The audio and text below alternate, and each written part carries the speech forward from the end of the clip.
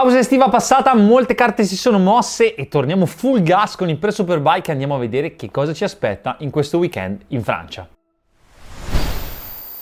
Stavolta facciamo il contrario, prima parliamo della pista e ancora prima di parlare della pista parliamo del luogo, perché il prossimo round di Superbike è a Magny-Cours, come ormai consuetudine la prima gara di settembre dopo la pausa estiva. E che meteo può fare nel bel mezzo delle Langhe francesi a settembre?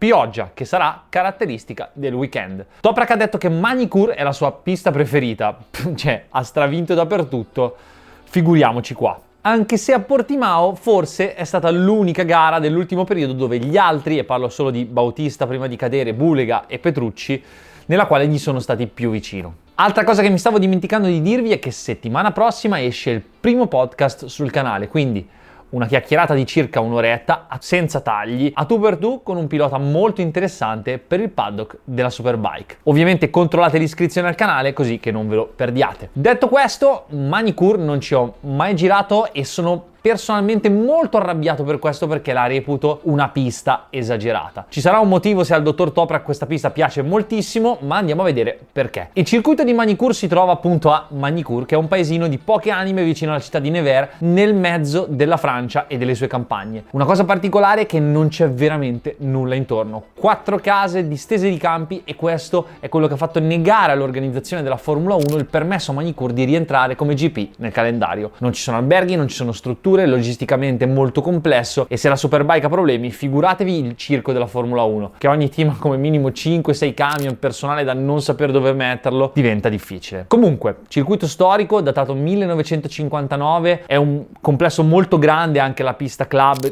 per le auto, la pista di go-kart, e ha ospitato di tutto: Formula 1, motomondiale, Superbike, i vari nazionali. Il circuito è una figata, ve lo garantisco, è una delle piste più complete del campionato. Qua c'è tutto: curve lente, curve veloci, chicane lente, chicane veloci, chicane in discesa, chicane in salita, e c'è anche una delle curve più lente del campionato, ovvero l'Adelaide. Il circuito poi non è piatto, ha circa 30 metri di dislivello, che non sono pochi, ed è un continuo su e giù seguendo l'andamento del territorio. Inoltre per i coach penso sia uno dei posti più belli, perché dall'Adelaide puoi girare dentro questa piccola penisola e vedi quasi tutta la pista. Comunque, andiamo a vedere un onboard lap di Johnny Ray, giusto da capire dove siamo.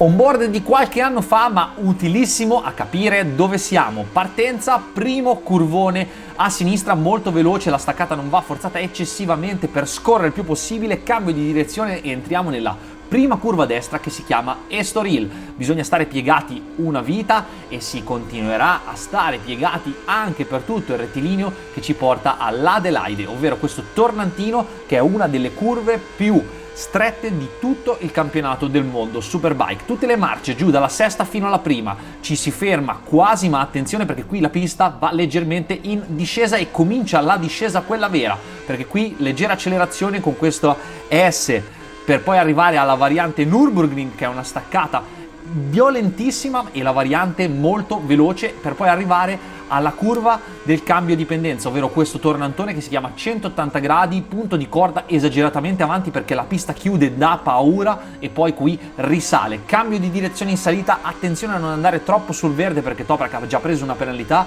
sul reclamo di Jonathan Ray, e arriviamo alla variante Imola, un'altra variante con staccata violentissima, sempre molto veloce ma stavolta in salita. Curvone in accelerazione per poi arrivare al tornantino Château d'Eau.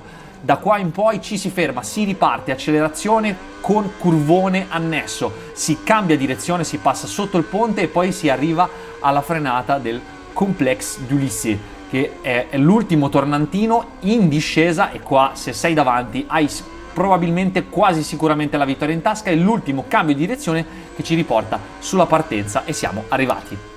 Ora che abbiamo visto l'onboard, andiamo a vedere quali sono i punti più caratteristici di questa pista e quelli a cui fare attenzione. E il primo è proprio il lungo curvone a destra, che è la curva 2 e si chiama Estoril. Da qui si vedrà chi avrà più gomma a fine gara, e soprattutto è un punto al quale stare attenti se si vuole preservare la gomma. Poi lungo rettilineo, leggermente piegati, e arriviamo, come ho già detto, a una delle curve più lente del campionato. Giù tutte le marce fino alla prima, frenata da dritto, attenzione, non pensate che sia piatta, perché da metà curva in poi scende, va in discesa con banking all'esterno, quindi attenzione accelerare qui, soprattutto sul bagnato. Dopo l'Adelaide a lungo S veloce, poi arriviamo alla curva che si chiama 180 gradi, che è difficilissima in quanto il punto di corda è molto avanti, in quanto questa curva chiude tantissimo e bisogna frenare estremamente profondi a moto inclinata, tant'è che la difficoltà è scalare, perché quando il momento si è già molto inclinati, e qui vedrete che Toprak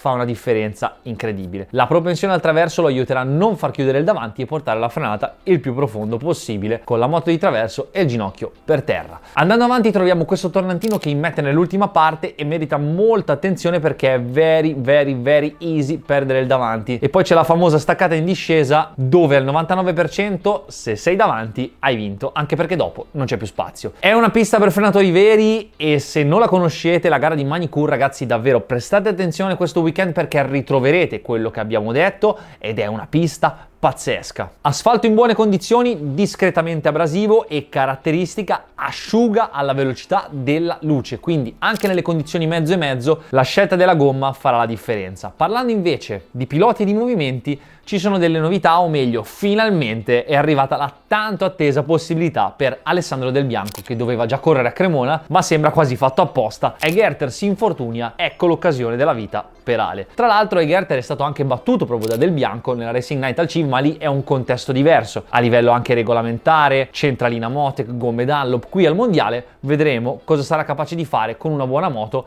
magari non quella da battere, ma ben lontana dalle poche sfortunate esperienze che Ale ha già avuto in Superbike con Honda Altea nel 2019 e le wildcard con la Kawasaki di Pedercini. Quindi orgoglio italiano in questo round, e se c'è una novità entrante, anche se non è più un ragazzino Del Bianco, per quanto riguarda l'ottica 2025, Dottor Huertas, che vinca o meno il mondiale in Supersport, ha già firmato con Italtrans in Superbike e mi dispiace molto perché la Superbike perde un bel personaggio e soprattutto interrompe la filiera di crescita delle derivate, quindi 300, Supersport, Superbike, e sappiamo tutti benissimo che la filiera è molto importante per i campionati e per le case che appunto cercano di farsele in casa le filiere, ovvero far crescere i piloti con la moto di ogni categoria, sempre dello stesso marchio. Sicuramente un motivo di crescita per lui, che ha dimostrato di essere sicuramente un pilota meritevole in questi anni, ma è un'altra pietra sul discorso Superbike serie minore. Tutti vogliono andare di là se ce n'è l'opportunità e sinceramente credo che oltre al discorso sportivo ci sia un discorso economico e che abbia trovato anche una sistemazione gradevole.